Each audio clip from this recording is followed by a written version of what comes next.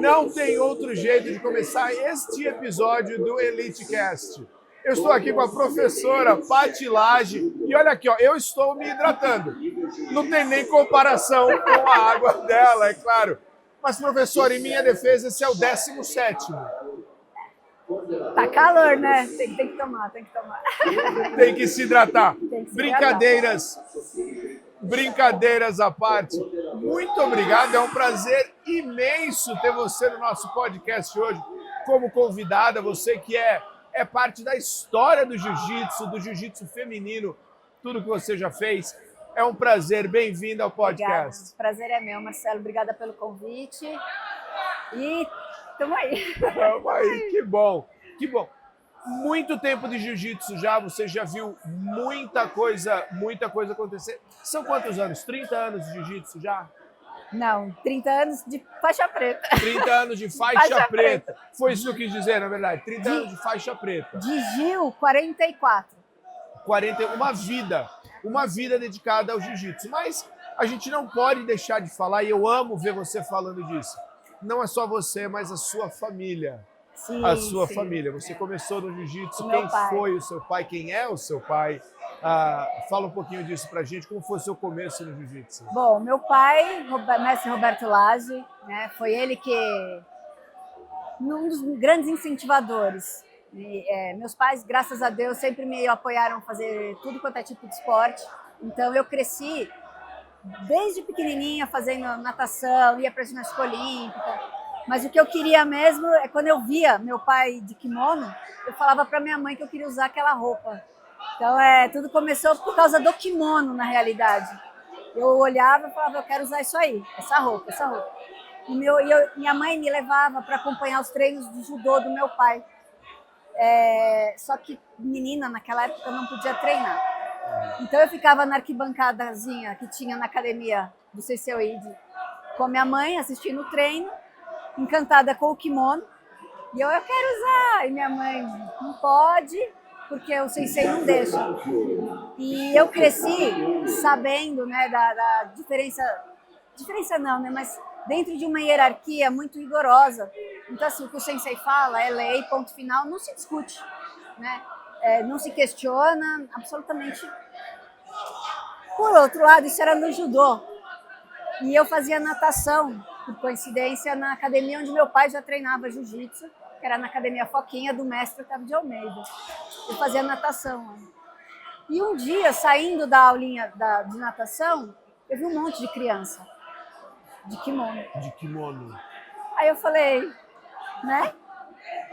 E eu tinha a perua que me deixava em casa. Eu cheguei em casa, eu queria ir logo para chegar em casa, contar para minha mãe e falar, olha, eu vi as crianças, meninos e meninas com kimono, então eu posso fazer. Aí meu pai viu o real interesse, né? E me levou para fazer jiu-jitsu lá com o mestre Otávio de Almeida, o pai, e as minhas primeiras aulas foram todas com ele. Foram ali em Itu? Não, era em São Paulo, capital. na Foquinha, Rua Lisboa. Quem é da geração antiga do jiu-jitsu, de São Paulo, todo mundo conhece. Todo mundo conhece a Academia Foquinha. E aí se deu o seu começo. Você lembra de um momento em que você de fato se apaixonou pelo jiu-jitsu? Foi um divisor de águas ali, alguma coisa assim? Ou foi paixão à primeira vista? Eu acho que eu sempre... não me lembro de um divisor de águas, principalmente quando eu era pequena, né? O mestre, eu tinha as aulas com o mestre Otávio. E ele falava muito, né, da gente tem que ir bem na escola, não era só ir fazer o treininho, as brincadeiras, mas era muita conversa que tinha também. E eu senti muita falta, porque um dia o mestre foi fazer uma viagem, acabou falecendo no navio, e eu não podia mais ter aulas lá. Então foi quando eu fui treinar com meu pai. A partir dessa data, eu fui treinar com meu pai, e ali não parei nunca, né? Desde sempre. Foi sempre um amor na sua vida. O jiu-jitsu te ajudou na formação, você como mulher, como profissional, na sua adolescência ali? Conta um pouquinho disso pra gente. Como eu te falei antes, né? Eu cresci dentro de uma hierarquia muito rigorosa. Com isso, dentro de hierarquia, você tem uma disciplina muito forte, né? E eu sigo isso a vida inteira. Então, todo mundo que me conhece sabe que eu sou uma pessoa extremamente regrada, disciplinada, faço o que tem que ser feito. Por que você faz? Porque tem que fazer, sabe? É bem Disciplina. assim. Então, isso foi uma das principais características que a luta me deu. Te deu a oportunidade de praticar, de desenvolver. Você leva para todos os aspectos da sua vida. E uma coisa muito importante, né, também, que eu acho que toda luta, né, mas jiu-jitsu principalmente, o respeito às outras pessoas. Eu acho que a maior definição de respeito é quando a gente está lutando, você chega no seu limite, você bate, em respeito a isso eu solto o golpe, né? E a gente começa tudo outra vez. E a parte da outra pessoa, por ter batido, não significa que ela é menos ou mais que você, nada. Então, assim, ela vai continuar de novo. Então, respeito, essa coisa de resiliência. Bom, vamos de novo, vamos tentar mais uma vez, vamos outra vez, vamos de novo. De nunca desistir, sabe? Eu sei até onde tem um limite, mas não significa que por causa desse limite eu vou parar. Gente, beleza, vamos começar outra vez. E vamos sempre tentar até sempre. Eu não preciso abandonar, mas eu posso usar essa oportunidade para melhorar, para que da próxima vez eu não caia na mesma cilada, no mesmo golpe, no mesmo ataque. Uma outra coisa que eu acho muito bacana do jiu-jitsu também. Todo dia, todo rola que a gente faz, a gente tem a oportunidade de melhorar. Sempre, em todos os aspectos, sabe? Então é uma chance nova todos os dias de melhorar em tudo. Agora, você cresceu, eu imagino que tivesse menos mulheres do que homens nos tatames, como é hoje, mas hoje nós vemos ainda muito mais mulheres do que há 10, 20, 30 anos. Como foi essa experiência de você crescer, realmente adolescente, e ter mais de 90% da população no tatame sendo masculina? As primeiras competições, todas com meninos. Com meninos. Você criança competindo, só meninos. Primeira competição que eu ganhei foi com um menino, foi contra um menino. A primeira que eu perdi foi contra menino. Então, assim, eu fui forjada, vamos dizer. Né? Forjada. Não tinha meninas no treino. E era aquilo. E o meu pai exigia muito de mim. Muito. No treino, eu tinha que ser o exemplo de tudo, né? Só que eu sempre fui muito pequenininha. Mesmo criança, eu era muito pequena. Imagina uma criança muito pequenininha no meio de um monte de adulto. Então, não podia treinar junto. Eu treinava na turma das crianças. Era um pouco mais... era muito menino. E eu tinha que me sobressair em cima deles. Porque meu pai ficava exigindo, né? Enfim. Só que, por um lado, isso foi bom. Porque eu fui ficando mais forte, não fisicamente, mentalmente. Porque quando eu passei, né, do treino de criança para um treino de adulto, era a mesma coisa, nada mudou. Só que as pessoas eram maiores. Só isso. A única diferença que é que... Só isso. Enfim, e eu tinha que sobreviver no treino. Porque é aquilo, menina, a menorzinha, sempre fui muito pequena. Então eu tinha que sobreviver. Então essa coisa de resistir, sobreviver, resiliência, tá ali, tá apanhando, mas tá ali resistindo, porque tinha um olhar de alguém assim, tipo, se vira, sai daí, dá um jeito. Isso eu acho que foi muito bacana, porque hoje eu sou com os meus alunos eu faço a mesma coisa, porque dá, sabe? Eu sei por mim, eu conseguia sair das posições, eu conseguia resistir ali, mesmo tomando um amasso, apanhando, mas eu resistia e esperava a hora certa, sabe? Paciência, virtude da paciência. Ensina era isso mesmo. Então eu tinha que ter paciência, eu tinha que aguentar tudo que estava acontecendo, mas ter paciência para na hora certa, agora é minha vez de eu atacar, eu dar um bote, eu conseguir fazer alguma coisa. Ou simplesmente mesmo que eu não conseguisse depois, mas só o fato de ter sobrevivido, ter resistido ali, não ter desistido, mentalmente falando, hoje, isso é fantástico. É uma vitória pessoal. Sim, sim. Definitivamente. E eu tento passar isso para os meus alunos e para as minhas alunas, sabe? Não importa que é uma mulher pequena ou uma mulher mais velha, vamos ter paciência e com calma. Devagarzinho, passo a passo, a gente consegue reproduzir isso. Porque se eu conseguir, por que as outras pessoas não vão poder também? Por que não? Né? Você é a prova de que é possível, que você teve essa experiência. E já teve algum momento de desânimo, de falar, não, eu vou desistir, tá muito difícil, tá ruim, vou parar? Não. Nunca passou por isso? Porque eu sempre tive essa coisa, tá ruim, mas eu tenho a paciência, não, vou continuar, porque eu preciso melhorar. Eu preciso buscar um jeito de melhorar. Eu nunca fui a mais técnica, eu nunca fui a melhor, eu nunca fui a mais forte, nunca. Sempre muito pelo contrário. Então, quando eu ia para campeonato, quando eu ia mesmo para os próprios treinos, eu tinha a percepção que eu tinha que melhorar.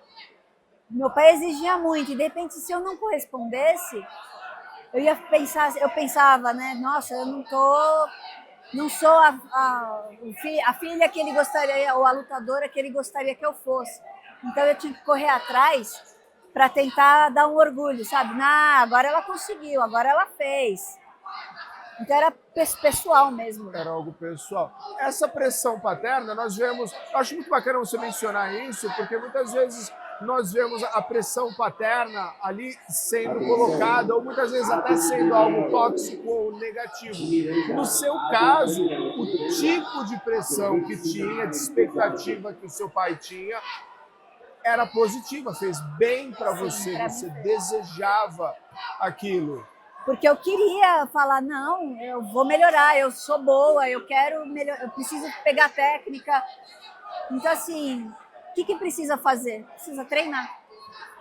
Minha infância, eu passei treinando. Minha adolescência, eu passei treinando. Enquanto eu tinha um monte de amigos e amigas. Vai ter festa, vamos chegar tarde, não sei o quê. Eu preciso dormir cedo, porque amanhã cedo eu quero estar na academia treinando. Vamos comer no fast food, vamos não sei o quê. Uma vez ou outra, beleza. Aí eu pensava, mas se eu ficar só comendo besteira, eu não vou conseguir estar bem, não vou me sentir bem para treinar, para performar. Então, eu não sabia ainda dessa coisa de alta performance, não era desse jeito, mas se eu fosse treinar com a barriga cheia de coxinha, eu não ia, eu ia passar mal, né? Então aí os meninos iam me bater. Então eu falava assim, não, eu preciso estar no meu melhor, tentar estar no melhor sempre para poder corresponder a um bom treino. Então essa sempre foi a minha expectativa. E hoje principalmente, né? Claro. Então por isso eu sou muito regrada, eu bebo muita água. Eu vou perguntar disso, a gente vai falar disso. Sou a maluca da água, como direito, procuro treinar direito. Porque de alguma forma, se eu não conseguir pelo talento, que eu sei que eu não tenho, eu vou pela persistência, sabe? Então eu sou persistente desde pequenininho. Tem um caminho, você talvez não seja o mais talentoso, mas você pode... Porque ter esse talento natural não é o que está sob o nosso controle. Persistir está. Tem gente que espana na pressão. Eu não, eu me sinto extremamente confortável sob pressão. Então, quanto mais você falar que eu não vou conseguir fazer alguma coisa, mais eu vou correr atrás para falar aqui, ó. Para conseguir fazer. Não é nem para te mostrar que eu consigo, é para mostrar para mim. Ele falou, mas eu consigo sim, aqui, ó, sabe? Eu fazia muito isso no exército. É um desafio. É um desafio pessoal, então e eu adoro isso. Eu sou movida a esses desafios. Você não consegue fazer uma dieta de um ano seguido, sabe? Então pronto, eu nem queria, agora eu quero. É bem isso. Você é muito competitiva em todas as coisas, não? Comigo. Com você, eu sou perfeccionista. Você sofre? Não, porque eu gosto. Eu não sofro. Eu sei que eu nunca vou chegar à perfeição em absolutamente nada. Mas só de tentar buscar, eu sei que eu estou numa melhoria diária.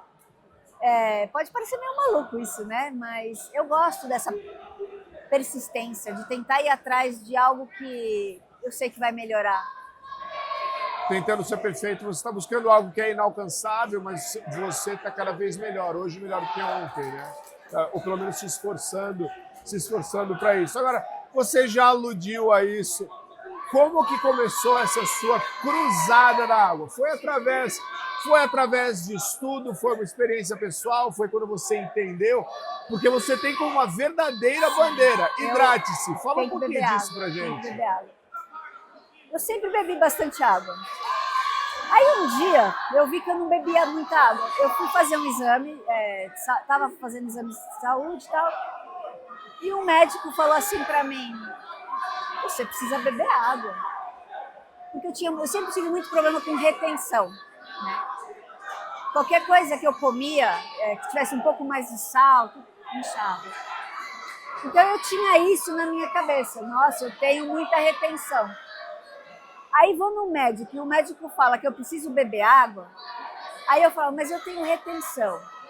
Se eu beber água, eu vou ficar... Aí eu comecei a estudar, ir atrás de algumas coisas, informações. Aí eu vi que um dia pus na cabeça assim, bom, meu nutricionista falou, Patrícia, retenção só tem quem come errado. Vamos rever o que você está fazendo. Aí eu disse, mas eu como certinho. Aí eu vi que eu não comia tão certinho como eu achava que eu comia. Eu não comia mal, mas eu não comia certinho, do meu ponto de vista. Acertei minha alimentação. Aí eu falei, caramba, não tem mais tanta retenção. Mas vamos botar água junto, tem que hidratar, tem que beber água. E uma vez eu gosto muito de fisiculturismo. Legal. E eu acho que se não fosse jiu-jiteira, eu ia para essa área. Eu acho muito bacana. E uma das mulheres que eu era fã, que tem que beber água, assim, eu bebo não sei quantos litros de água por dia, porque a pele melhora, porque retenção, isso não existe aqui. Eu comecei, será, né? Então, comecei a beber mais água do que eu precisava. Então, eu tinha a meta, aquilo de querer... você não vai beber mais que 2 litros de água por dia. Sim. Eu vou beber. Eu tinha que beber uma garrafa de 1,5 litro. Assim, por que eu não posso beber 2? Aí eu comecei a perceber que só tinha benefício. Meus exames de sangue, todos ok, perfeitos, assim, sabe? Pele começa a melhorar. Aí você começa a ver alguns benefícios que ninguém acredita que a água que traz. Mas traz. É água. É água, né? Então eu passei a incorporar isso de uma forma que é aquilo. Se eu conseguia sair da pressão lá quando era pequenininha, por que as outras pessoas não podem? Se eu estou tomando água e estou vendo que faz benefício, por que eu não posso falar para as outras pessoas? Então, gente, beba água. A pele melhora. Melhora tudo, sabe? Bom para músculo.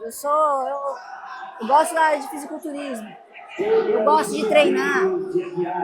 A gente é feito de 60% de água, né? Então, é isso. Virou hábito.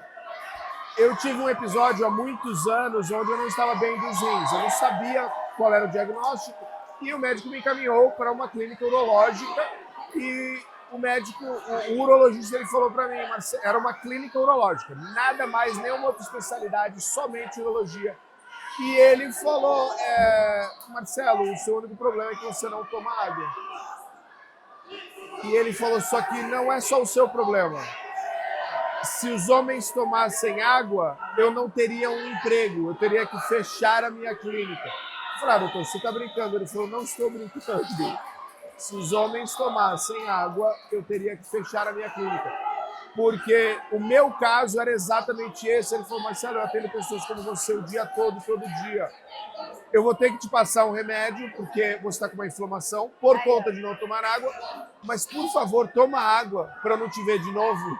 E aí, isso faz mais de 20 anos, e aí, desse dia em diante, eu comecei a tomar água também. E também sou um mensageiro dessa mensagem Não também. é bom, Toma não é água, bom. é bom demais. Evita muita coisa. É bom demais. Ajuda. Só traz benefício. É óbvio que eu não vou beber 5 litros de água por dia. Sim, mas Né? mantenha-se hidratado. Como é que eu faço? Eu carrego a minha garrafinha o dia inteiro. O dia inteiro. O dia inteiro eu vou estar com uma garrafa junto comigo. Uma garrafinha d'água. Excelente. Um último assunto. Quando nós começamos a nossa conversa, nós aludimos aos 30 anos de faixa preta. 31 anos eu escutei dizer que é a faixa coral. Rola uma expectativa, você pensa nisso, é algo que você lembra, porque é um feito tremendo. E você sendo mulher, eu creio, eu não sou uma mulher, mas eu creio que deve ser algo mais marcante ainda. Porque existem vários homens faixa coral e nós temos uma faixa coral mulher. É algo que você pensa que...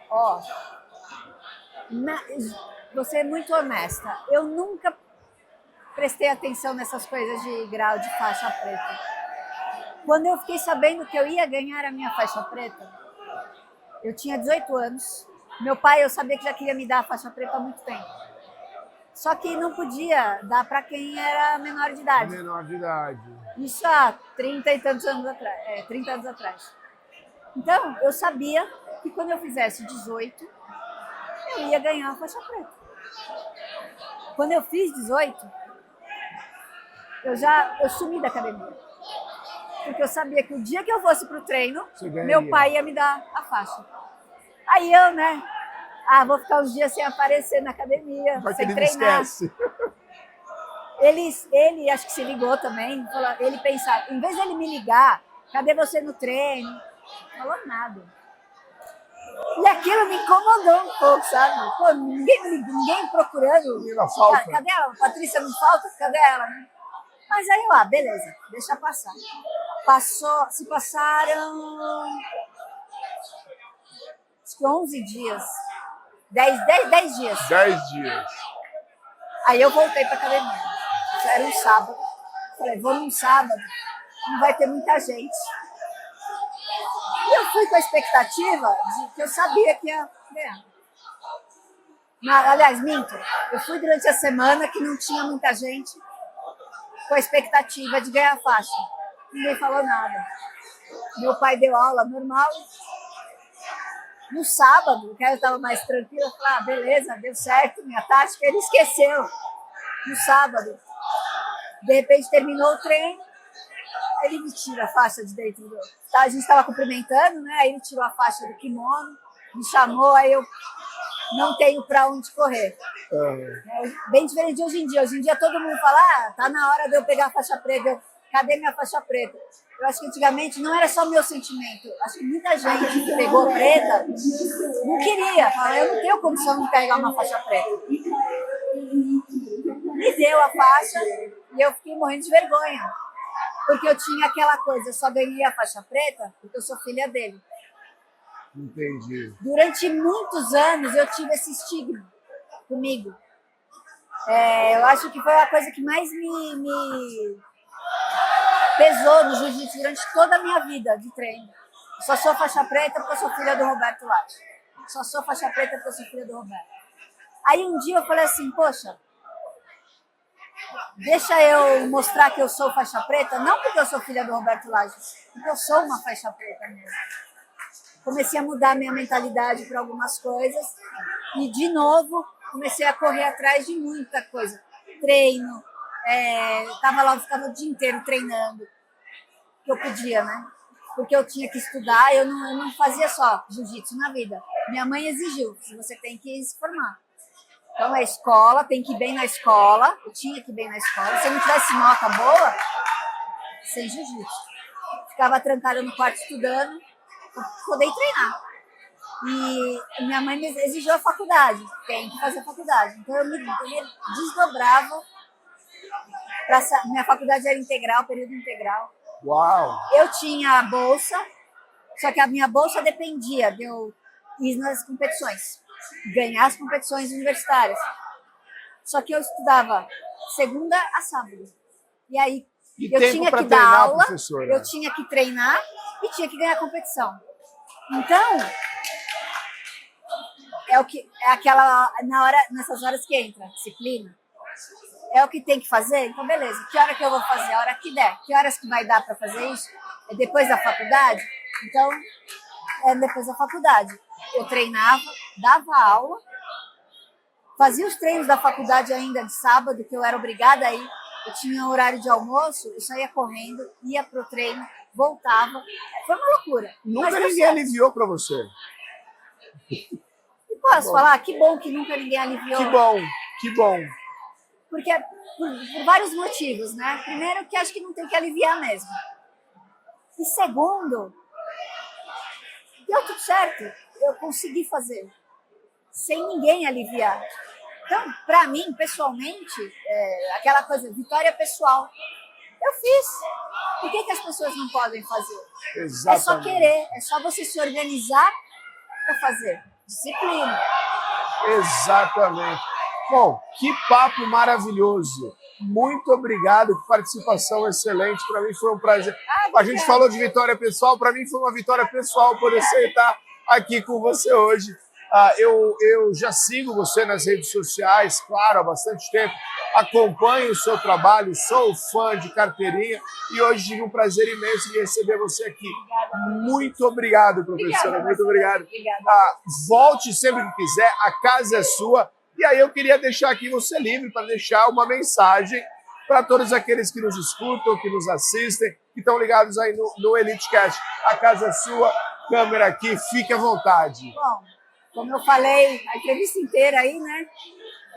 Paciência, pessoal. Para quem faz jiu-jitsu principalmente, paciência é a chave de tudo.